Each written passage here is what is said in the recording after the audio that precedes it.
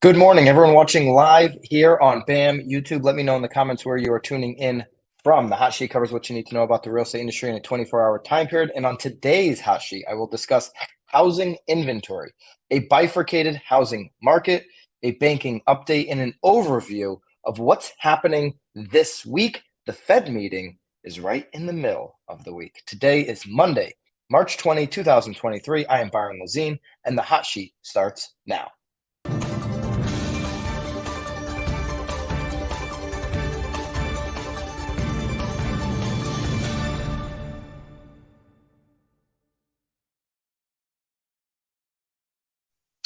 It's going to be a wild week in BAM world. Hit the thumbs up if you're ready for it. I am in Portland.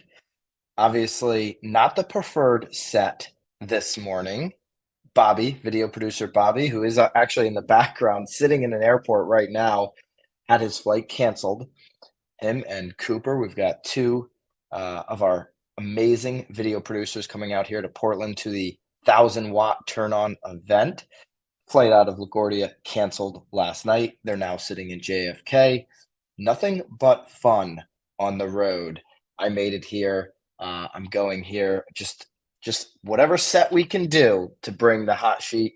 And then tomorrow, we've got 2 flights booked. So tomorrow, as long as one of these two works out today, Bobby will be here, Cooper will be here, and we will be going live on the Hot Sheet from the 1,000-watt turn-on event right here in Portland. So just big week. Hit the thumbs up, and we're starting this big week off with some positive news. I'm so excited to talk about this. Housing Wire's market tracker went out last night. So Logan Motoshami, shout out to Logan. He's like, the news is so good, I'm going to make sure that I get it out now so that people can see it, okay? We're talking housing inventory. We've seen housing inventory do nothing but continue to drop week over week. New listings. Now, we've got a little bit of, good news, and then we'll talk new listings, okay? So the good news is that inventory has finally rose. Okay, weekly inventory change from March 10th to March 17th rose 412,535 to 414,278. So that is an increase of 1,734 to be exact. Okay, so really good news because we've seen significant drops. 6,000 last week. I believe it was 11 or 12,000 the week before. 2 weeks of 6,000.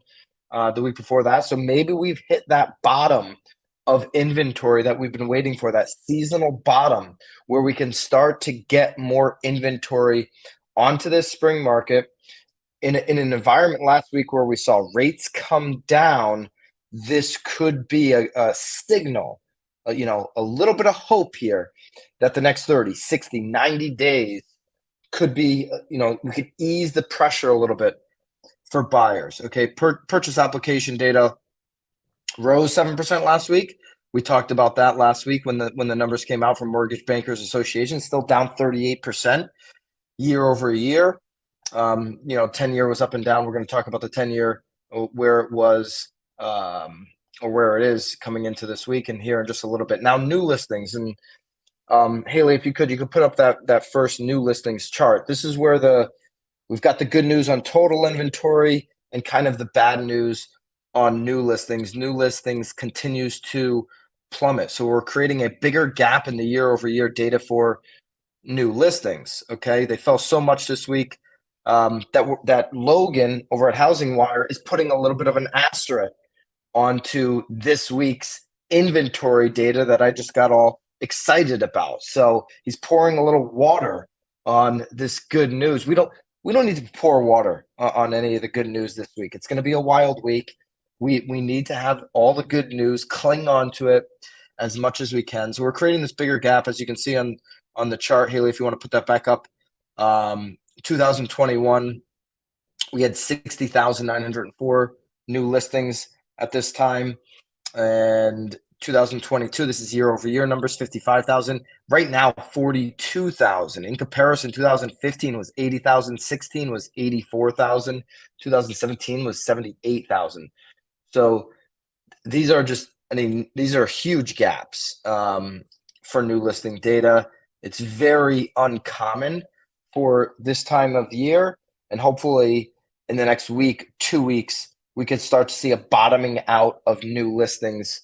Because here's the thing, and you can take that down, Haley. Thank you. Here's the thing, right? If we're seeing inventory now finally go up, active inventory, not the NAR measurement of inventory, that, what does that mean? Does that mean that there's just a little bit of crap accumulating on the market? I hate to, some people don't like it when I use that word crap, but I'm just talking about some inventory that, you know, it really doesn't have a buyer or can't be mortgaged, or, it isn't great inventory. Okay. So we want to see, and this is where Logan's putting that asterisk on the inventory update. We want to see that new listing number start to go up. We start to get new, fresh, good single family inventory onto the market.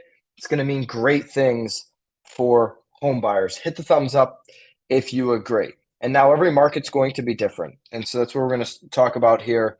Lance Lambert's piece over the weekend on this bifurcated housing market. It's something that I don't think I've been using that fancy word, but it's something we've been talking about a lot here on the hot sheet, where you're going to have certain markets that have already seen inventory increase. Jeremy Knight, shout out to Jeremy and his YouTube channel, Moving to Austin Realtor. A lot of stuff in Austin isn't great for the price. So that means, and Austin's one of those markets, because I've had the chance to go on to Jeremy's show and learn a little bit about what's going on in the inventory. Inventory in Austin in a lot of areas has gone up the last 6 months. So when we look at the entire national market, there are pockets where inventory has gone up. There are also pockets where prices have gone down even as much as 10%. And then there's other areas where inventory is even lower than it was last year. Think Northeast, right? There are certain price points and price pockets within a particular town where you're getting multiple offers and above ask, even in March of 2023, with everything that's going on. And then in that same city or that same urban metro, you're having price pockets. Maybe it's the higher end for that particular city where you're seeing prices actually go down. So it's a super bifurcated housing market. The average Idaho homeowner sees equity decline by $21,000 in the last year, while a typical Florida homeowner has gained $49,000 in 2022. You often, you say, hey, where are people really like, how are they voting, right? Not just on these like midterms and all this stuff. They vote with their feet. They vote with their move, right? Where are they going to? And people are going to Florida, and that's where you're seeing prices actually go up, because the demand, that's the number one demand state over the last year. So just after mortgage rates spiked to 6%, George Reedy put his South Carolina home on the market in July 2022. He needed to sell for personal reasons. He was worried that after listening for mortgage rates had spiked, he'd miss out on the frothy prices hit at the top of the pandemic housing boom just months earlier. I thought we ran into problems. Thought we'd sell for $350,000. He told Fortune, but we were on the market for less than a week and had an offer. Let me know if you're seeing stories even like this, where sellers are like, "Hey, I don't think we can hit that price anymore, but let's go on the market and test it." And then they're shocked to see the number. Let me know if you're seeing that. Reedy ended up fetching his list price of $465,000 for his two-story craftsman style home in Taylor, South Carolina. It's 95% than the $238,000 he paid for the 4-bedroom in 2015. Okay, so if we can put up Haley, chart 2, this shows you how different and all these charts and sources that we're using here are down below in the daily download. So you can get a lot of all of this stuff that we're talking about one click, and then you can get it every single show moving forward. Okay, so the average change in home equity per homeowner between Q4 2021, Q4 2022. You see there that northwestern part of the country, where I'm sitting actually right now here in Portland, Oregon, as we get ready. Oregon, I'm sorry, people from Oregon hate it when idiots like me mispronounce the state. As we get ready for 1,000-watt turn-on event here this week, which we'll be streaming a bunch live, by the way. So this live tab that you get the hot sheets, we're going to be doing the hot sheet, but we're also going to be just streaming from the event live overall. Okay, so you see the Northwest, you have change in home equity to the negative. Same thing with the West with California. And then as you get into the Southeast, it goes deep, dark blue color. That dark blue color is greater than $20,000 in equity per homeowner in states like Florida, Georgia, the Carolinas, Tennessee. Okay. You also see that in the Northeast, New York, Connecticut, Maine. Okay. New Jersey, even shockingly, Jersey, and then middle America, you see this $10,000 to $20,000 change in home equity. If Haley, if you want to go to the table, you have the monthly shift in national home prices down below. And that shows you that we have seen for the first time since 2012, where the last 6 months nationally, we've seen this shift to the downside in prices. There are signals here in the spring that even nationally, we may have seen some signs that we could be bottoming on that number. Okay. And just last week, we potentially bottomed on our inventory number, which we talked about in topic 1. So some positive signals that are happening as rates hit 6.5% and 6%. Talked about this on the Knowledge Brokers podcast that Tom Toole and I did on Friday. We really talked about this ladder of interest rates, 7% what it means, 6% what it means, and 5% what it means. If we can continue to see interest rates push down, could mean really good things over the next 60 to 90 days for agents, advisors, home buyers, and shoppers. It's crazy in North Jersey. People want to sell, but stop short of putting their house on the market. And hey, Matthew, you and I both know, because I know quite a bit about the Northeast market, if they want to sell and they want today's prices, the longer they wait in a place like Jersey, the more risk they're taking. I think we're going to see, and this will be the first time here on this hot sheet today on March the 20th that I actually articulate it, and I'll be going deeper. I want to do some research on this, but I believe before the end of the year, we're going to have a pop in inventory, and it's not going to be about, it's not going to be related to anything we've been talking about so far. It's going to be related to this increase, and Northeast is going to be a big example of that, Matthew, from New Jersey. It's going to be this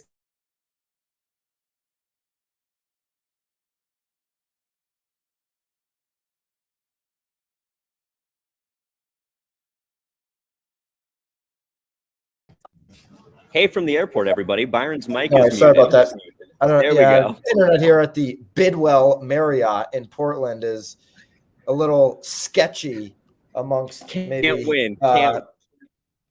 amongst them not giving me water bottles as well. A little sketchy move, Bidwell. But anyways, what I was trying to articulate, and I'm trying to articulate for the first time, I will do some research on this.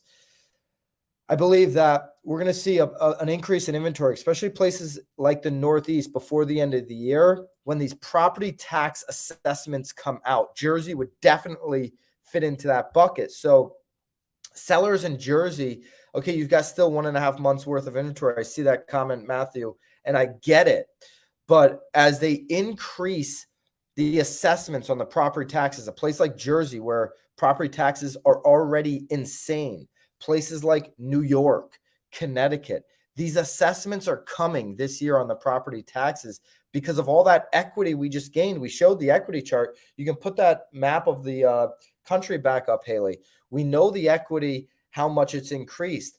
States like the Northeast are going to take advantage of this opportunity as they assess taxes. Down in the Southeast corner there, Florida, you're locked into a formula. Okay, so it's going to go up, but it's not going to just go skyrocketing it up like I know that it will in Connecticut and Jersey. That will loosen up some inventory because some people are going to get fed up with what they're paying in property taxes and get some homes on the market.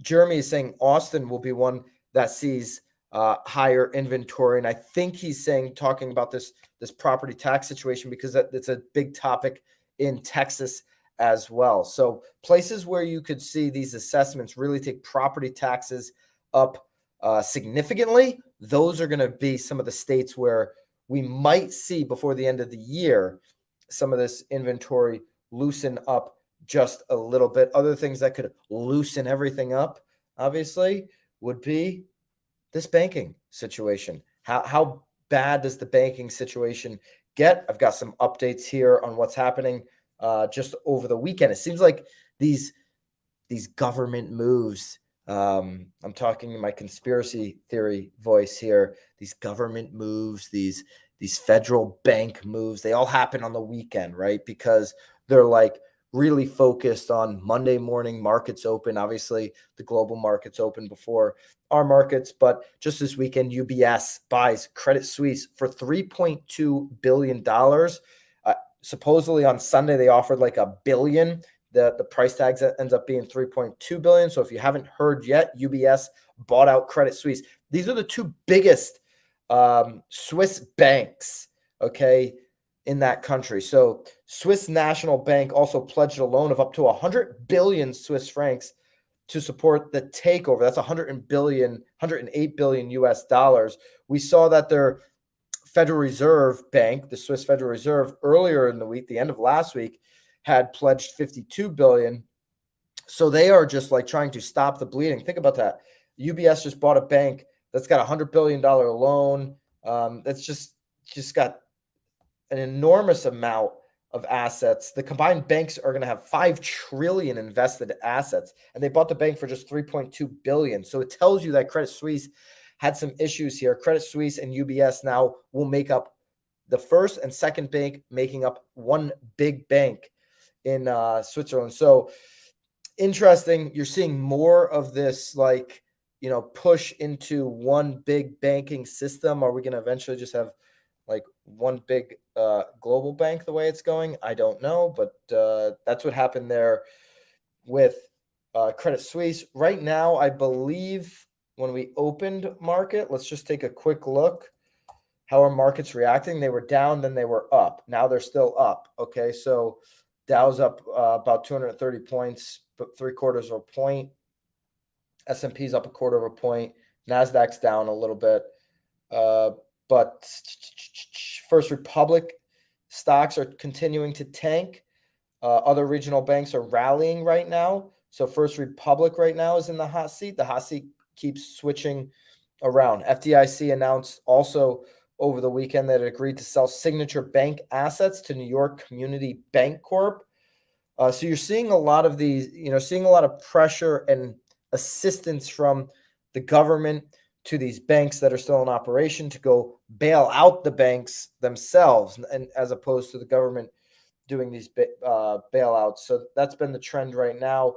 Why First Republic is tanking? Apparently they need more money. Okay, so that's going to be the only thing there that makes sense. Let's look into this week ahead because there's a lot going on. This is going to be a wild week ahead. On Tuesday, tomorrow, National Association of Realtors will report sales of previously owned homes in February.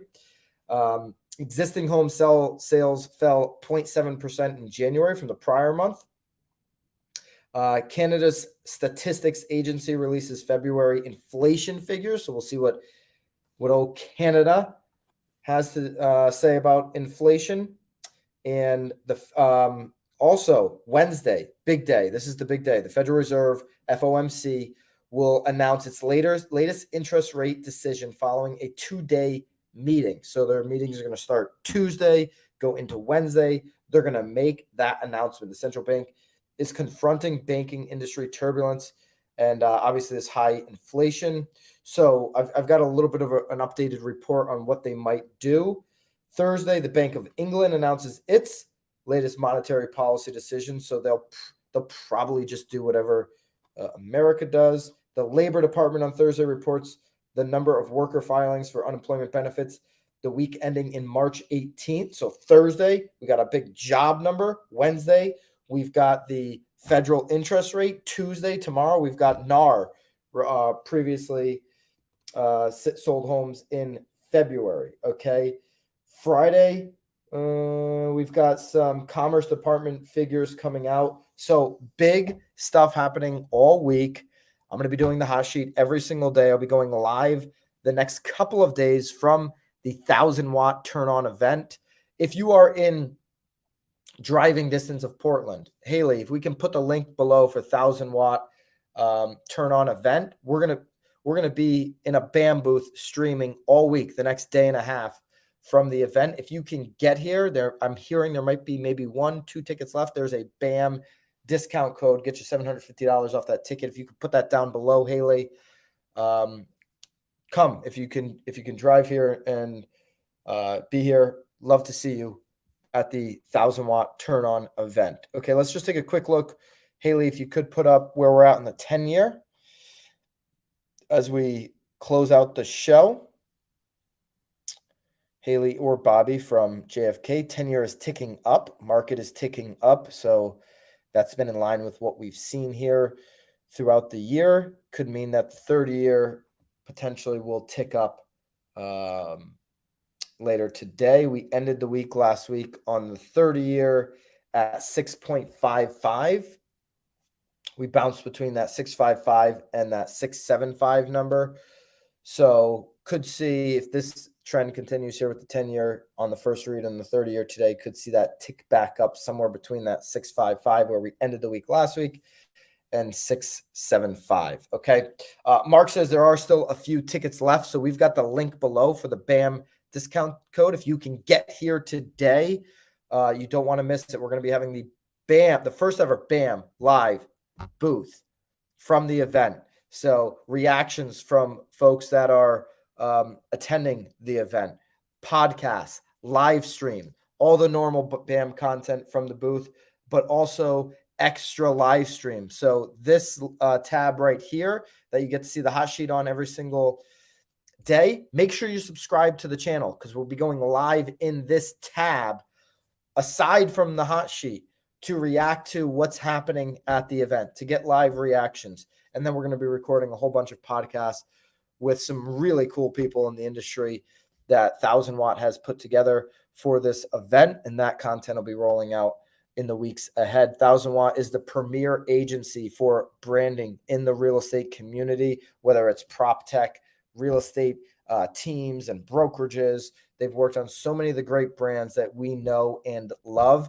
And this event is like no other. I'm so excited to attend it for the first time. I've spoken to a bunch of people that have attended it in the past, and they're telling me, Byron, this one is going to be like nothing else you've seen on all these other events that you've gone to.